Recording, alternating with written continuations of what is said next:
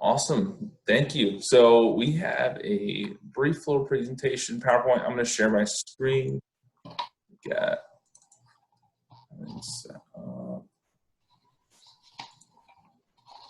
can everyone see PowerPoint? Awesome. Great. So thank you everybody for joining us. We're really excited to be able to talk to you all and speak a little bit about summer internships from a career coaching standpoint, what we can do for you. So as we mentioned, my name is Paul. I'm joined by my colleague Parrish. And so without further ado, we'll just dive right in. Parrish, would you like to get started? Thanks, Paul. So we wanted to list out some of the most common services that we offer, topics we discuss with students, just so you get a better sense of how we could work with you and support you. So career exploration is just that. If you're not sure what direction you want to go, that's totally fine. Don't feel like you have to have a very specific plan in order to come meet with us. We work with students who are just trying to figure out what their interests are and kind of what direction to go based on that.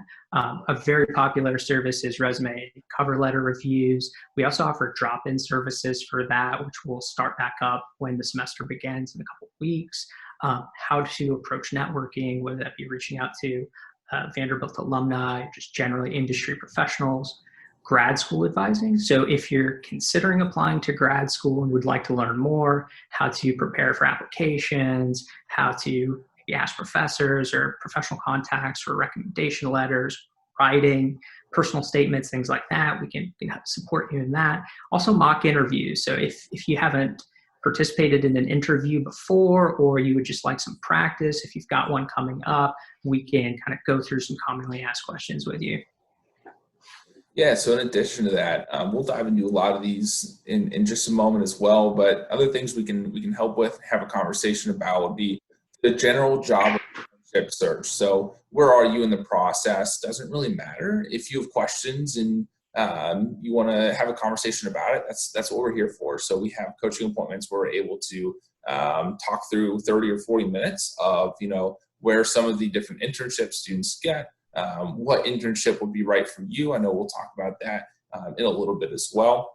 Also offer negotiation. So once you get that internship offer or full-time offer, how do you negotiate that salary? How do you negotiate some of those days off, reading through the offer letter, all the great things that come with getting an offer, all those documents that you will be receiving and need to sign. We can talk through all of that. And that's something that you don't have to go through alone. And so that's something that we want to make sure that you all know that we're here to help you through that process. It's very exciting, but also a little bit of an intimidating time. If you get all these documents with all these clauses and everything going on, I want to make sure that you all know that we're here to talk about that as well.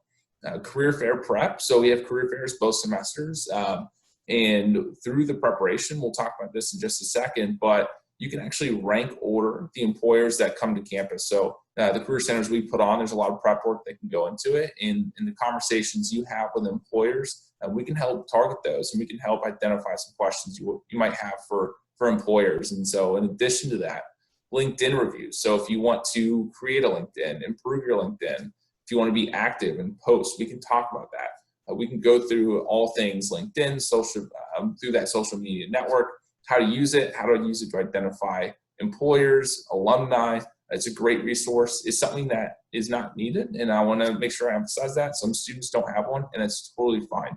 But if you want to go through how to make a profile, how to improve it, we're here for that as well. We also coach through fellowships.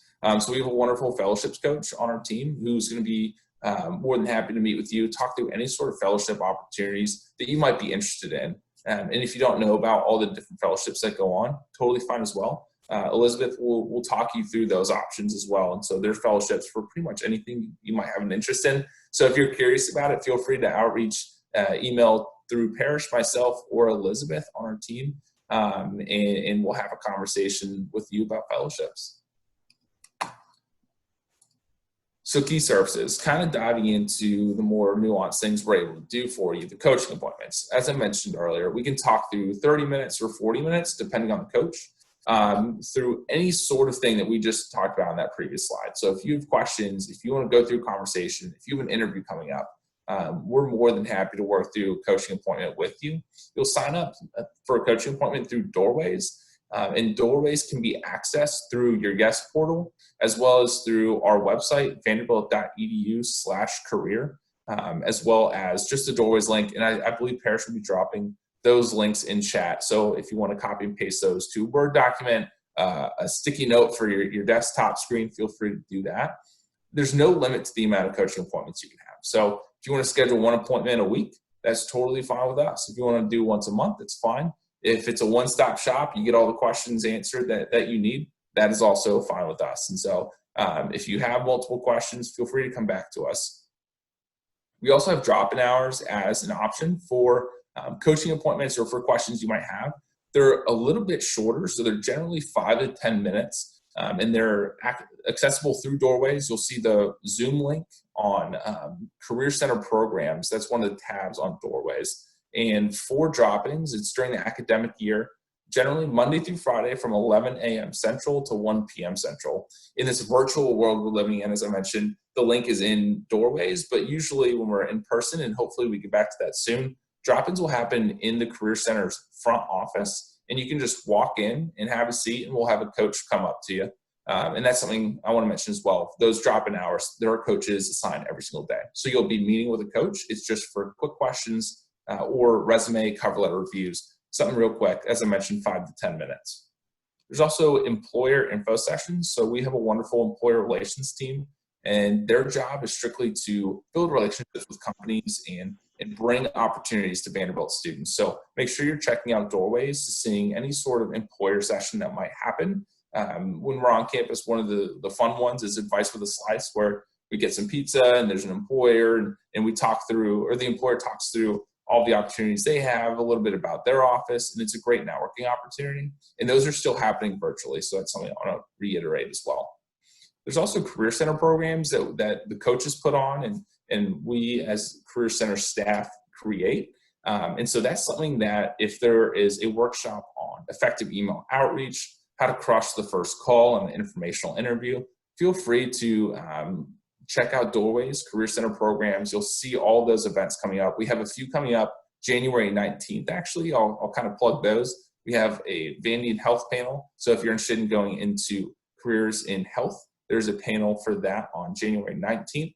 And there's also 2 different panels going on for if you're interested in working overseas in a country that is not your birth country. We're having two different panels, one in the morning on the 19th and one in the evening. So be sure to check out Career Center programs where you'll be able to see what's going on, who's coming to those panels, who's going to those workshops. In addition to that, if you have any ideas, if there's anything that you want us to talk about and you think it'll benefit the greater good, maybe a student organization you have, or maybe your friend group, right? Let us know. We're always open to creating new programs. So that's something we're super passionate about, creating workshops and programs for students to be able to learn from.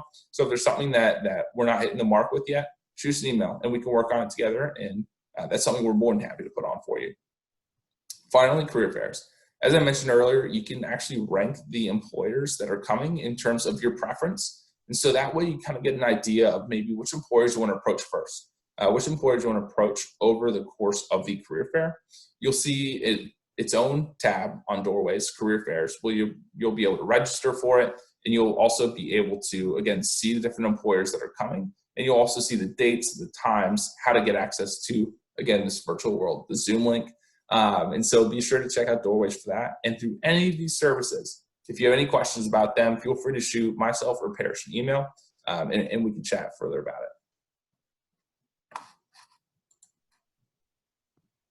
Awesome. Thanks, Paul. So we just wanted to do a quick overview about internship search strategy. And again, we could talk through all of these topics in more detail if you meet with us or come to drop in. So first thing that we have is just simply identifying opportunities. Doorways, we usually suggest as a starting point, but we say it's not the only point. So if there's a company you're really interested in, but you see they don't have postings on Doorways, that's okay. We just encourage you to go to that employer site directly. Great thing about Doorways is if it's on there, that means to some degree the employer has said, hey, Vanderbilt, we'd like to advertise opportunities to your students. So that could be a helpful start. In addition to Doorways, there are other career search platforms out there. I'm happy to chat with you about those. Some are specific to certain areas. We saw some of the submitted questions. So we had students ask, where can I find jobs in the tech industry or maybe health related? So happy to go into more tailored conversations with you and coaching appointments. The second one there is networking. This is something we talk about a lot. I'm sure you hear from a student perspective a lot. Networking is great to learn about industries you might be interested in, to get a better sense of nuances around what it's like to work in a certain city or industry or environment of a field that you're thinking about. So one great way to do that is through Vanderbilt alumni, using tools like LinkedIn or the Alumni Association. The next is tracking your progress. This one's really important, and we think sometimes it's one that can be overlooked just because of how busy students are, which we totally understand. But tracking can mean whatever you'd like it to in terms of systems. So whether that's creating an Excel spreadsheet or Google sheet, essentially the idea is just to kind of keep track of internship opportunities that are on your radar. That way, if you'd like to apply or you network with somebody, you just have access to revisit notes you took when speaking to somebody, or the internship details versus having to go through email or kind of research for the company online. Tailoring your resume is an important one. We can definitely help you with that. So especially for maybe first year students that have a longer resume from high school that lists sort of everything, we could help you get it to a single page if it's currently multi-page, and kind of highlight specific skills and attributes you have that align with opportunities you're seeking. And that last one, as we referenced earlier, we could help you prepare for those interviews, asking you commonly asked questions and coming up with answer strategies and just how to manage them, whether they're in person or, as we're currently in, a virtual environment. So preparing for virtual interviews over the phone or through Zoom or other kind of virtual tools. Awesome. And just really quickly, I'm going to stop sharing my screen now so I can pull up my notes, but we have a few questions that we want to make sure we answer that we saw were submitted really quickly. So let's see, two things really quickly. I want to talk about international student tips. So there are four main things I want to talk about right now, but if you have questions, if you're an international student, feel free to shoot us an email. We can talk more about it. I want to be mindful of our time here. First is just stay organized with dates and documents needed to move forward with internships. Second is going to be meet with ISSS as soon as possible and just get a plan. Introduce yourself, have a conversation. They're an awesome office. We work well with them as well. So if you have any questions about schedule an appointment with them, schedule an appointment with us, feel free to reach out. And they're a great resource, as well as joining the LinkedIn group. So we talked about LinkedIn. If you have a LinkedIn, there is a LinkedIn group called Vanderbilt International Students and Alums Career Group. I'll drop that in chat in just a second. And the fourth thing is just get connected with other international students on campus. So we've actually worked with Kevin a bunch on different workshops and programs. And so, as I mentioned earlier, if there is a program or a conversation that you think would benefit a group, we're more than happy to put on a workshop, have a conversation about that. And the second thing really quick I want to mention is what are some approaches to networking? So the Vanderbilt Alumni Association, VU Connect, is a great place to find alumni. There's also LinkedIn, as I mentioned, and we can talk through how to find different alumni if you're having trouble with that. Meetup.com is a great way to find people in different areas that have similar interests in you. So that's a great resource as well. And the last thing I want to mention about that, it's all about outreach. So having a brief introduction email with the goal of getting on the phone is generally what we like to recommend, just because it's easier to have a conversation, right? 15 minutes over the phone, you can get through a lot more questions. You can get through a lot more content than through 3 emails, 4 emails, and that takes time. So you want to shoot an email to get on the phone, and 15 to 20 minutes, you can get a lot done and be very effective. So again, we can talk about that too. Parrish, you want to talk about your 2 quick things? And we'll move on. Yeah, we'll wrap up on this one. A common question we get is from first-year students is it possible for first-year students to get internships? Yes, it is possible, but we'll be transparent and say it can be challenging as a first-year student, just in that there are many employers that kind of prioritize students that have some experience going in. So if you do run into that barrier, you say, hey, Parrish, I found this really interesting company, but it doesn't look like they take on first-year students. just know that there are opportunities out there. So one thing to look for is early career programs. So there are lots of companies that offer specific opportunities for first and second year students. Sometimes these are called conferences or summits, and essentially they're professional development opportunities. We can help you look for those, but something to keep an eye out for. Then another is networking. Sometimes it's an informal opportunity that can come out of networking. So maybe not a summer-long internship, but maybe you get to collaborate with somebody on a project. Maybe it's research-oriented, or maybe it's actually collaborating with fellow Vanderbilt students on a project.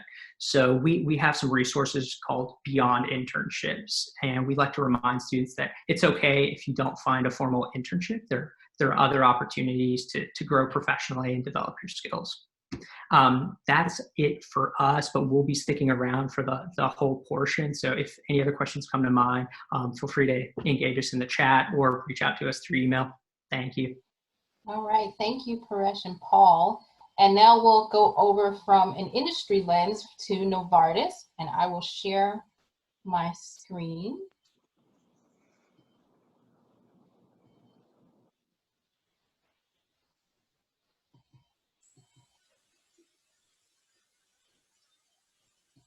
All right. All right, thanks, Julie. All right, so as I mentioned before, I'm from Novartis. It's where I work, and Novartis, some of you might have heard of us, some of you might not. It's one of the largest pharmaceutical companies in the world. We are based in Switzerland. Our corporate headquarters are in Basel, Switzerland, near the borders of France and Germany. And our research headquarters, however, are here in the US, in Cambridge, Massachusetts, and that's where I am right now.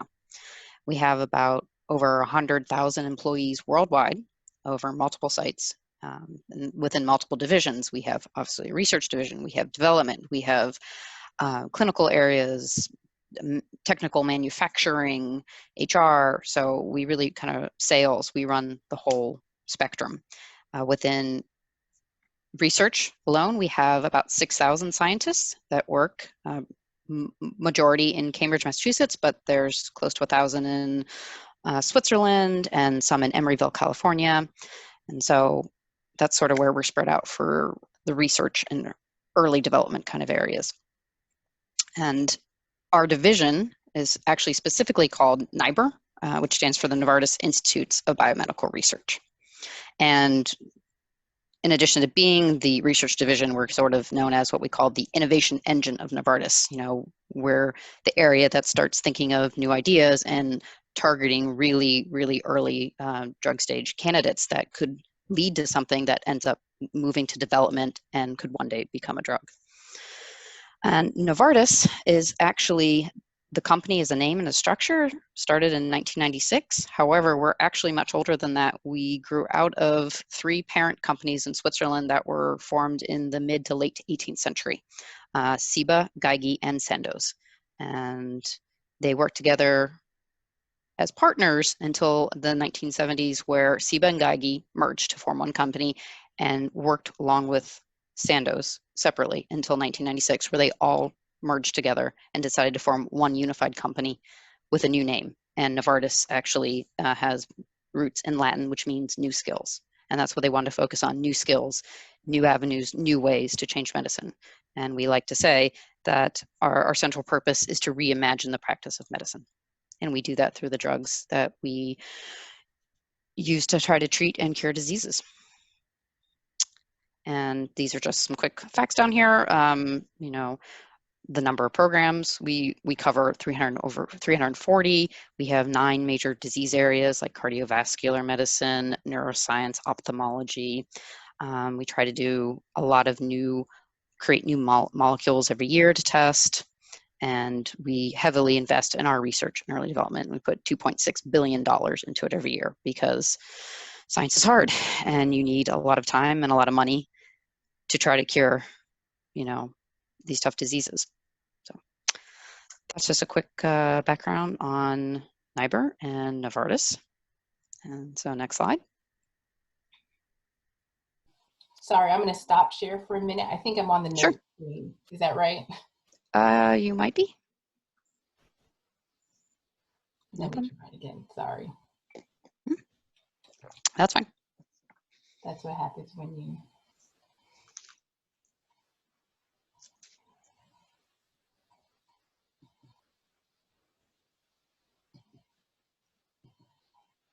You might have heard of Novartis being in the news recently as of last year. One of our major new drugs that came out was Zolgensma, which is actually a gene therapy treatment. And it's actually only one of 2 treatments in the world that can effectively cure severe spinal muscular atrophy in young children. So we were very heavily in the news last year, so you might have come across our name that way. And so, as I mentioned before, I'm going to talk about our summer internships. And I believe you are sharing the screen now, Julie. Yes, thank you. So for us, many companies, will list one-off internships on a rolling basis at different points in the year. For us, we have to list ours and have applications and review pretty far in advance. So we always have our applications period open to accept applicants in the fall the year before the actual internship. So for example, this past September through the end of December of 2020 was when we collected internships for this upcoming summer of 2021.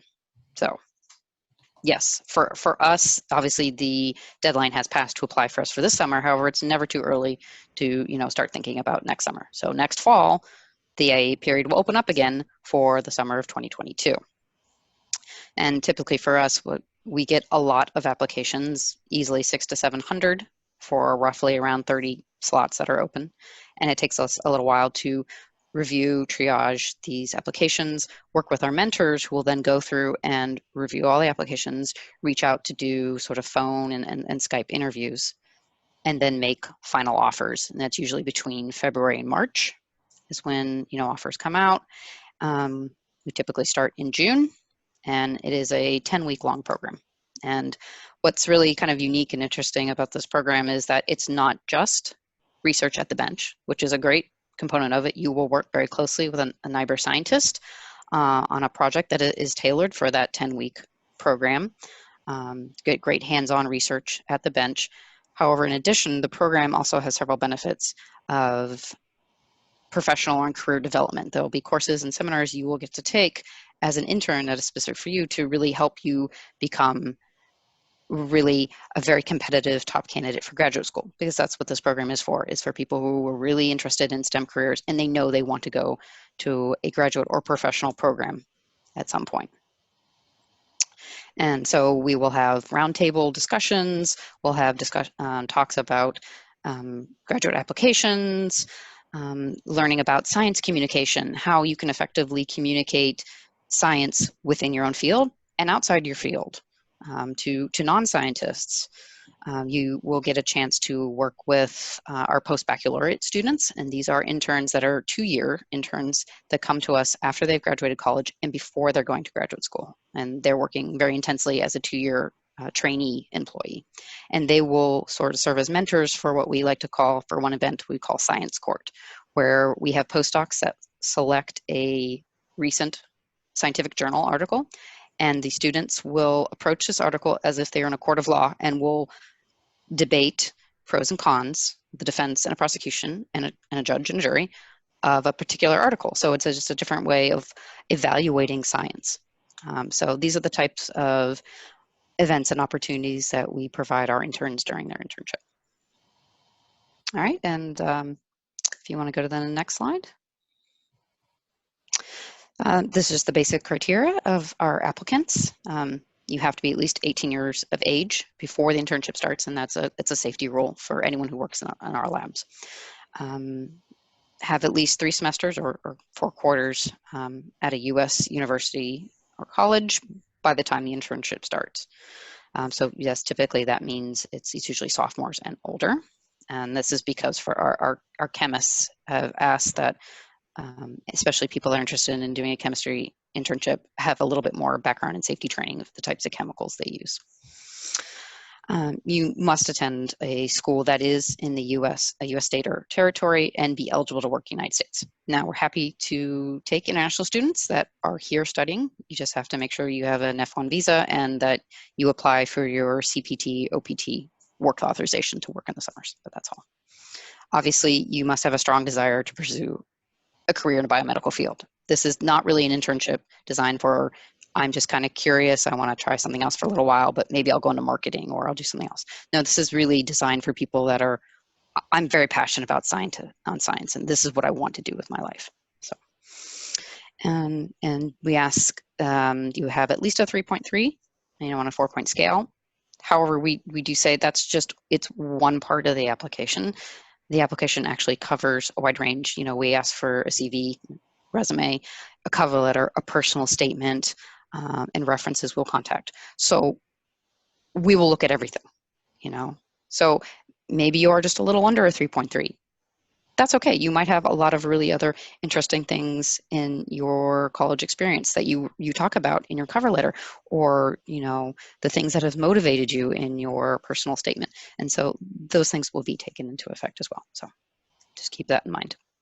And the last thing is, and this is very important, is our programs, such as the internship or postbaccalaureate program, are really designed to increase and retain diversity in science. Science is tough. The problems that we're looking to solve are very complex. And if everybody comes from the same area, the same school, they all look like the same, you come up with the same solutions, and that's not going to work.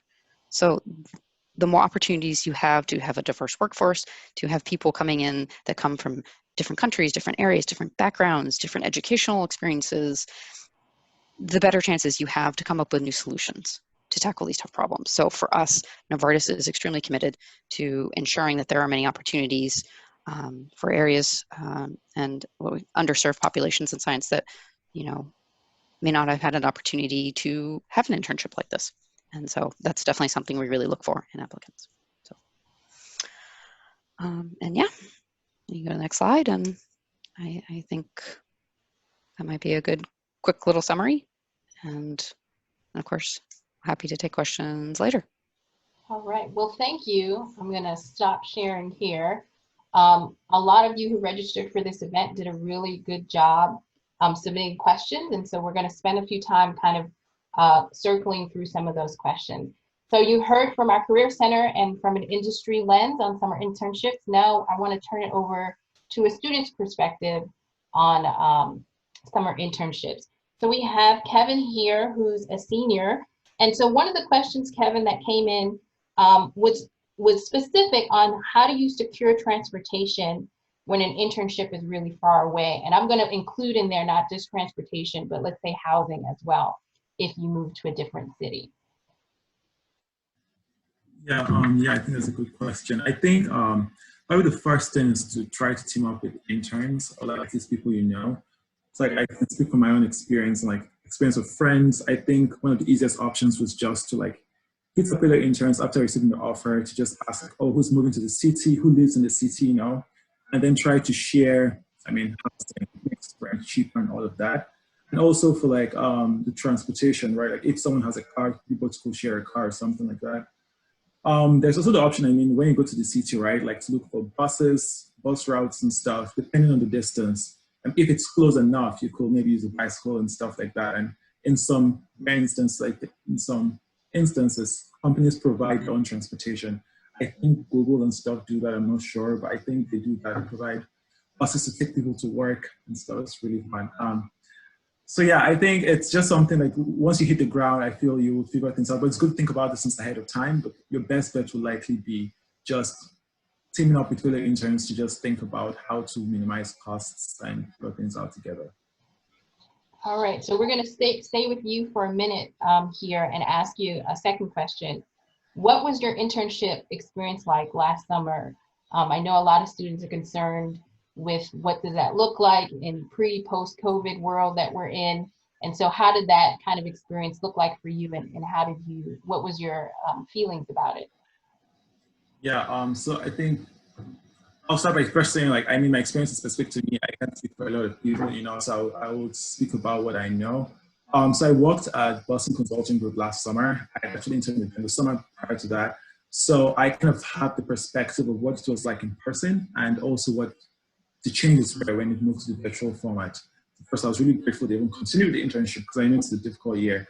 But regarding the experience, I think in terms of the work done, we were able to do the same amount of work, if not more, during the virtual internship because, I mean, there was just more problems to solve. And I mean, I'm in consulting, right? So it was like, there is this new challenges that companies are facing and we had to step up to help them with that.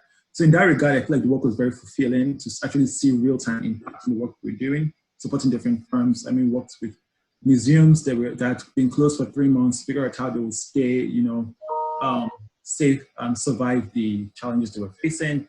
We worked with, I mean, City Council dealing with police racism and brutality and all of that happened. So that was just really, I think, great work that felt very fulfilling to do during that time. But there are certain aspects of it that were not ideal.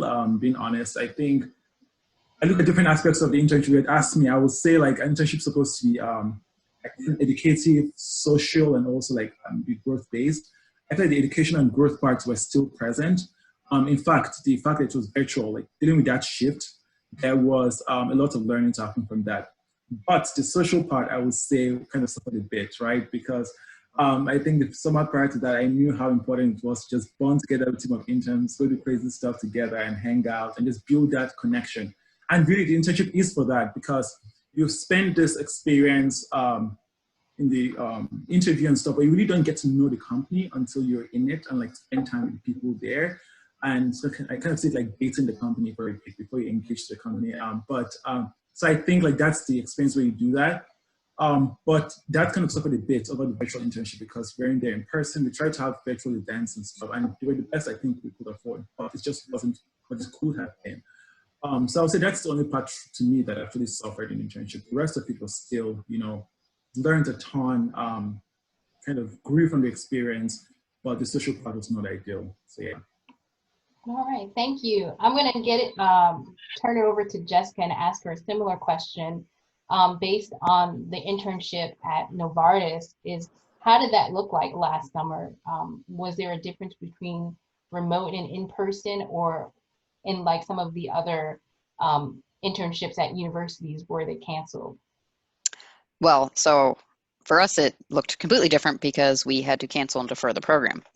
What we did was, because of when the lockdowns and the shutdowns started in March, it was far too close for us to try to revamp an entire program. So what we did was we offered a guaranteed spot in this year's program to any of the students that would still be eligible. Most of which did accept. There were a few that weren't going to be eligible because they were already graduating, or they have decided since then that they wanted to do a different internship somewhere else, which is fine. So for this year, we are only recruiting for about 16 slots to fill up. But yeah, now for this year, however, it is going to look different because we are obviously still in socially distance mode. We'll be wearing masks. So what we will be doing is sort of depending on the type of project a student ends up working on with a mentor, it will either be sort of a combination of what we call a hybrid, whereas you will be in the lab for a smaller amount of time per week, obviously socially distanced with masks as well. But all of your professional development classes and courses, those will be done virtually back at the dorms the students stay in.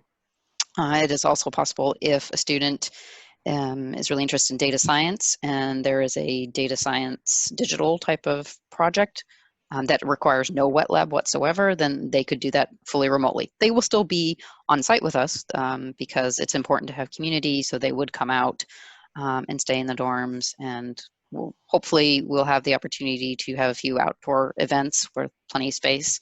We are an urban setting in Cambridge. However, our new campus has a very large, huge courtyard between our buildings, and there's a lot of outdoor sitting space.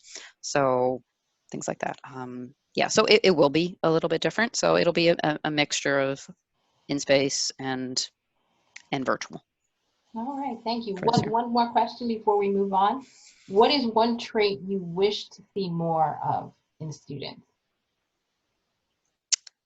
For me, or? Yes. One trait I'd like to see more in students. It's a good question.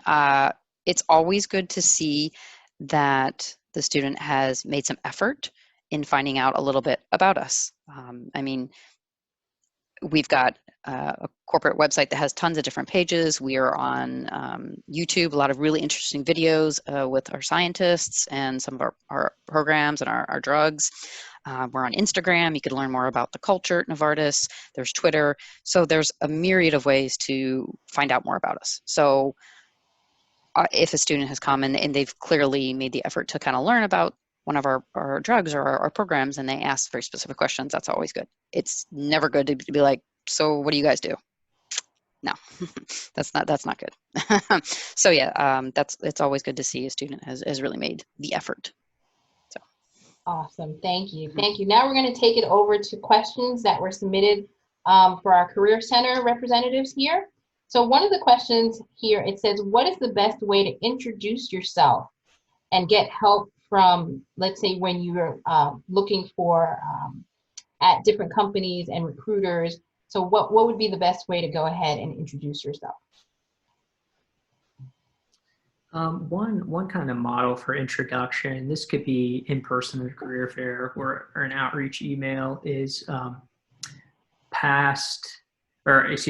present, past, future. So present would be introducing yourself by your name, your year, your major, Vanderbilt. Past could be just a quick high level of what you've done before. If in the past, maybe you've completed an internship or you've done some research or a unique project or even a class that aligns with the person you're speaking with. And then future is kind of concluding with what you hope to pursue. And ideally you'd align that with kind of the scope of the employer, the person you're reaching out to. Paul, do you have anything to add there? Yeah, the only thing I'd really add is you hear the term elevator pitch, and obviously it's a really big term. It gets thrown around. Don't let that intimidate you into thinking you have to like memorize the script. Let it be you. Let it flow out. But generally keeping to present, past, future, as Parrish just mentioned, it's a good structure to work with. And then after that, there's really no right answer other than the way that you would introduce yourself. As long as you pose yourself is confident in what you've done and what your interests are in. That's really a big thing. I just want to mention, don't worry about having a script. Don't worry about being similar to a buddy's. Your introduction is yours and it's unique, and that's the way to make it the best. Awesome. And that kind of tails right into the next question I have is, how do you get past initial screens, and what are some ways to make yourself stand out from your peers? Yeah, it's a great question. Obviously, there is the network reach out, have somebody on the inside to be able to help navigate you through that process. But in terms of submitting an application and trying to get hits on it, it's something we like to say, show signals of alignment. So read through the job description, read through the company website, read as much as you can about it, obviously to your bandwidth. And you'll start to see trends of different skills, different terms, different phrases. And of course, we don't want you to change the way you talk about your experiences, but if there's any way you're able to sprinkle a few skills that you have or skills that you've used from prior experiences that obviously, for instance, I'm just going to use Novartis as an example. If Novartis highlights teamwork, collaboration, open door policy, right? You'll see that obviously they're a very team-based company. And so any way you're able to show that through your resume, that's what a signal of alignment is. Showing them, hey, they have the same pillar, they have the same values as we do. They would come to this company, be able to add value, and it wouldn't be any sort of shift of personality. They would fit in well with what we're trying to do here. Any way you're able to kind of implement the mission or the goal of a company without sounding, again, scripted, that's the best way to be able to stand out. So showing signals of alignment through your resume and cover letter as well. Awesome. Kevin, this one is for you, is how did you end up getting past the initial screens, and at what time period in your academic career did you start looking for summer internships? Yeah, I think there's like great things that Paul and everyone here said. On that note, this is a good question. It's taking me back to try to remember. I think it was I think a mentor at Vanderbilt that got me thinking about that, because I mean, for context, I was pre-med when I was in freshman year, pre-meds. But so yeah, I wasn't really thinking about all of that. I was like going to med school and stuff. And I think someone got me just curious about exploring other career paths. And consulting was something that came up, and I was curious about just business side of things because I wanted to grow like my skill set to be beyond, you know, what I had at the moment. And I thought that would be a great experience just to learn about different things. So quite honestly, going to my first consulting internship was probably just was more out of curiosity and trying to see what skills I could build from that, the kind of impact being made in that regard, because I really didn't have any context about what it was about, even though I'd read a lot and stuff. So I think it was mainly curiosity, and then I got drawn in. I loved it, thought it was the right path for me, and stayed. On the question of getting past the initial screen, I think authenticity is just, I think, the way to go. I think owning your whole experience, right? Like who you are, you come from a unique background, like whatever that is, you know, it can be your family, it can be like what you know, your own experience. It's like owning that and just realizing you have a unique story to tell and just telling it strongly and fiercely. Of course, like there's a tendency to want to, you know, fit into a mold and try to be like, I feel like there's a certain group of people that get certain opportunities. But I think there's a lot you can get from being authentic, and I think it makes the experience way easier for you. So yeah, I will say just be prepared and be authentic. I think that's just, probably the best advice I can give on that regard. And as I think Paul shared, or someone on this panel shared, talk to people, friends and people who have gone through the experience, you know, to try to get an inner, like, what are they looking for, as Paul shared. And I think that would help you figure out how your story, you know, fits into the narrative and how you can, you know, best sell yourself. So yeah. Awesome, thank you. So this is questions for the Career Center is, how has the pandemic changed, in your viewpoint, the number of internships available? Yeah, that's a good question. And it's an interesting time to be asking that too, because we're on the downhill, or I guess we're getting better. That's what I'm trying to say. And so a lot more opportunities are going to be out there to be able to take advantage of. How COVID has shifted different experiences, I would say it's company to company, right? So it's different on, like, one company had to get rid of their internship program. One company had to maybe cut down their cohort from 50 to 25 or 50 to 10. But it's really opened up the door to create independent projects, as well as taking advantage of networking and creating informal opportunities. So while I think COVID definitely impacted internships and opportunities to be able to have experiences with companies. But I think the biggest thing impacted was really just finances.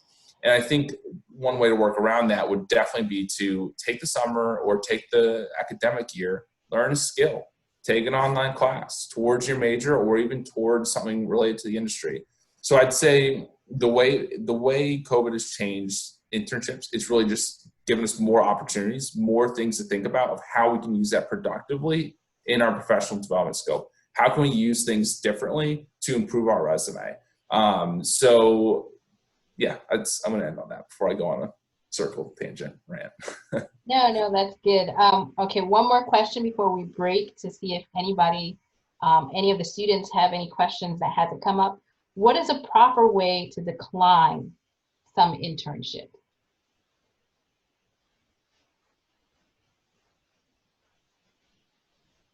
One thing that we generally recommend is, if it's in between a couple of opportunities, which is a very great position to be in, is to be transparent and politely request an extension, because in some cases an employer might say, yes, we could give you a couple more weeks, and maybe that couple more weeks helps you navigate the recruitment cycle with another employer.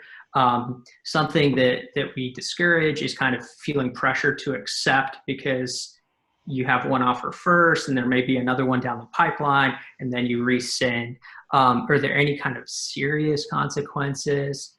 Not necessarily. It's more around kind of ethics and professional courtesy. Maybe in some niche industries, it's a small world and folks in a niche know other folks in that same area. But for large companies, there's generally not a major consequence. But think about it from a fellow student's perspective, maybe if you say yes, even though you know you want to decline, means another student doesn't get that opportunity, right? Because that employer's holding the spot. So it's totally fine. Sometimes we get that question, is it appropriate to ask for an extension? Yes, if you're professional and polite, no harm asking in a little bit more time. Companies understand talented students like yourselves are probably being recruited by other employers as well. If you do know that you're going with another opportunity, we could help you too. So if you're not sure how to draft a message and you wanted to run it by us, we're always happy to review them, but just kind of being transparent. So maybe it's a matter of the opportunity you accepted aligns more with your longer term interest, or it's because of a geographic preference. It's just good to give the employer a little bit of honesty kind of behind that. A lot of times you're not in trouble by any means. The employer just wants a better sense, because if it was maybe related to something specific, they can use that feedback to maybe better enhance their own program in the future. All right, well, thank you all.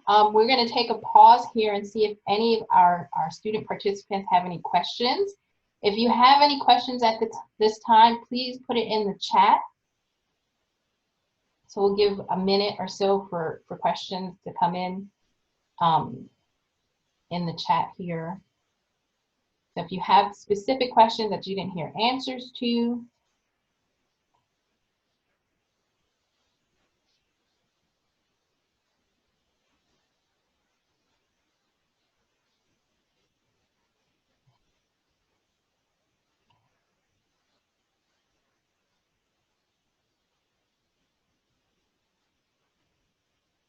this is that virtual Zoom 2-minute silence so people can type.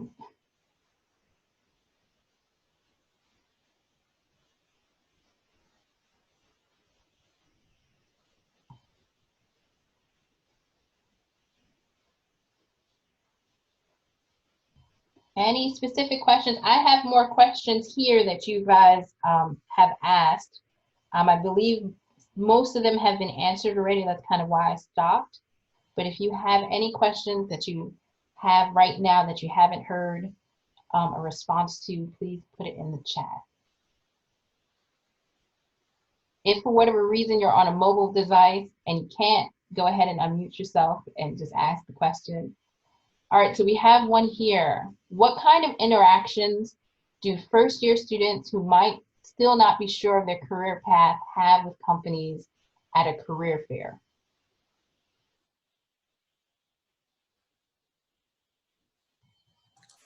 Yeah, so it's a great question. One of the best things you can do is go to introduce yourself and just learn. There's no harm in going up and asking them, I haven't heard of your company. I'd love to learn more about what you do. Tell them your situation. I'm a current freshman. I'm navigating my major. I'm trying to figure out what the right path is for me. And that's a part of the process, right? That's part of the learning process, figuring out what different companies do, hearing about different companies within the same industry from different industries. So a lot of interactions for freshmen of people at career fairs is really just to learn and introduce yourself and start building those contacts. It's never too early to network. So getting their email, getting their business card, afterwards sending them a thank you note for chatting with you. There's your first connection. So then in a year down the line, year and a half, or maybe 6 months, when you decide, you know what, that company I talked to at the career fair was really cool, I want to get back in touch with them. Totally appropriate to shoot them another email, reach back out. Hey, how you doing? We spoke at the career fair. I would love to reconnect, hear a few thoughts you have on maybe a current event going on or something in the industry, right?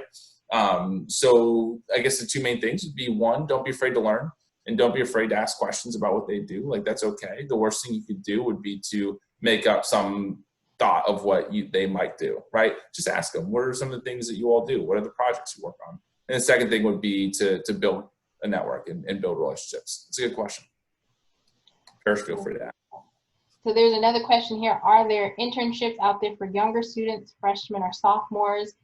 So I'm just going to give my advice that I give to freshmen. I advise them to go and look for maybe a research experience first. That's usually more easily accessible either during the academic year or during the summer. I know last summer research looked very different for different institutions. But I believe this summer, some of the institutions haven't really made that call yet. So there are still opportunities to apply for summer research opportunities called summer REUs. And depending on where you're at, most institutions might have one in engineering or science. So if you want to stay closer to home, you can always apply and then just kind of locally commute. Or, you know, if you want to go live in a different city, that's something that you can also do as well. Paresh or Paul? Yes, I agree, Julie. Research can be a great way to gain some experience first or second year. Sometimes it can be a little bit more accessible than a formal internship. Then the other thing, we referenced this earlier, is also kind of thinking beyond internship. So while you're applying and seeking them out, you can still consider what could some alternatives be, right? So if you're let's say you're a computer science major and you're seeking internships, but you're wondering, okay, if an internship doesn't work out, what's something I could do productively this summer? Maybe it's learning a programming language that you haven't worked with before. Maybe if you've already got a little bit of experience, it's using the skills you have to do web development, app development, designing something, because that's still something tangible that you could add on your resume and highlight. So if you're speaking with somebody and they were to ask you, how'd you approach last summer? You could say, oh, I increased my skills in these areas and I worked on this project. So if a formal opportunity doesn't pan out, think creatively and ask yourself, what are some other things that I could do to help prepare myself? Another exercise we often recommend is even if the internship is stated for juniors, get a sense of what the companies are seeking. So jump to minimum qualifications and preferred, and you're kind of reverse engineering what these employers are seeking. So by doing that your first year, you're already getting prepared for when sophomore year comes around and when junior year comes around. So you're kind of doing that foundational work to put yourself in a favorable position. So the next question is, do you have tips on what engineering employers or internships are looking for on a resume, especially if you don't have work or internship experience? And Jessica, if you want to chime in here, seeing that you mentioned that your program at Novartis does more of a holistic approach to reviewing applications. Sure. Let's see. So tips. I mean, the tips would definitely be sort of more, not necessarily specifically to engineers, although we definitely have a lot of like bioengineering type majors that apply, and that's great. But I would say, again, look very closely at an internship listing and what they're saying. Here's our minimum qualifications. And like Paul had mentioned earlier, looking at a company at their website and like getting a feel for the type of culture, that is really important because companies can be wildly variable. Like you mentioned, Novartis is a very strongly teamwork, collaboration style company, and showing things like in your application and your cover letters that you've worked with on projects that you've worked with multiple different people. That's a great thing. Other companies, maybe smaller companies, are really more highly focused on being individual. And you really have to be independent. So, you might have to stress different things. So that's important. And if you are an engineer, I would think at the very least showing how the skills that you're learning could be applied in a biomedical setting is always a great opportunity. I'd like to see that. Paresh or Paul? Yeah, exactly what Jessica said. I mean, that's really it. Show signals of alignment. Show that you're confident in your skills. Show where you've used your skills. That's something also I see a lot of resumes, and on these resumes, a lot of times there are wonderful skills on the experience or on the skill section, right? Make sure if you have used that in an internship or in an independent project, and you have that independent project in your resume, put that in an action bullet where you use C++, where you use Java, right? So we're able to show some of those skills in the professional setting is great. And from a very base level, formatting, that's a really big thing. Is your resume really easy to read? Is it pretty well laid out? That's a really big step that often goes overlooked in underappreciated is my resume laid out in a style that an employer would be able to see what I want them to see. So the last question here I see in the chat is, do you believe that being friendly to recruiters is appropriate in the career fair setting? I can just chime in a little bit on that. First, I'm glad you're confident enough to ask that question. I think it's a good one. I think my answer that's always, it depends, right? So why I say it depends is if that's a front, I think you're trying to someone tries to put up to a recruiter and stuff, I think it's easy to call it. I mean, it's very visible and stuff, and it's not a good look for you. So like, do not go out of your way. If that's like, do not go out of your way to try to do that. But again, back to the question of authenticity, right? It's like, if that's you, like if that's your personality, and like, I mean, that's just you. I don't think, I'm always a big fan of never change who you are to fit any context. So if that's maybe the kind of person you are, I think like, just be yourself, right? But if that's not who you are and you try to put up a front with that, then it's really not a good look. So yeah, so I'll just say stick to, like stick to what you're comfortable with, stick to being who you are. If it happens to be a person that's always jovial and stuff, please, by all means. I mean, to an appropriate extent, of course, there are limits to that. But if it's not who you are, then I probably suggest not trying to do that. And okay, on the chances, right? I mean, like you mentioned, if it gives you a better chance at getting a job, I don't really. It depends. I mean, again, it depends, right? It depends on how it comes across.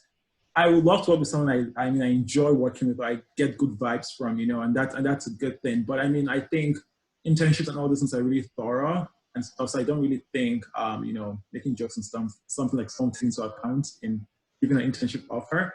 But I feel like, just being a sociable person or just someone that you're comfortable with is a good thing. But I don't really think making jokes or something is that's really a big factor in whether it increases your chances or not. So that's just my take. Paresh, Paul, or Jessica? Yeah, the only thing I would add to that, thanks, Kevin. The only thing I'd add is exactly read the room. If the person seems like they're really just trying to learn about you and just get in, get out, don't try to force it. But at the same time, be yourself. So be authentic, as Kevin mentioned, and read the room. Yeah, I think that's important to take into account. Read the room. And, recruiters are different people too. They have different personalities. Some are, real laid back, jokey and personable. Others are very prim and very formal. And, that's fine too. So just, and this is good practice for you to know how to interact with people with different types of personalities and interaction styles. So, yeah. All right. Well, I think we've reached our time for this session. So I want to say thank you to all our panelists. Thank you to all our students who joined in with us.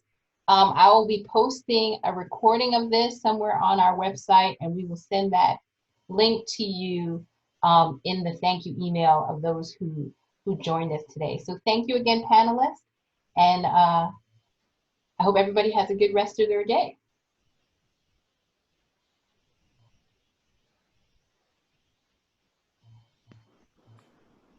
Thanks, Julie.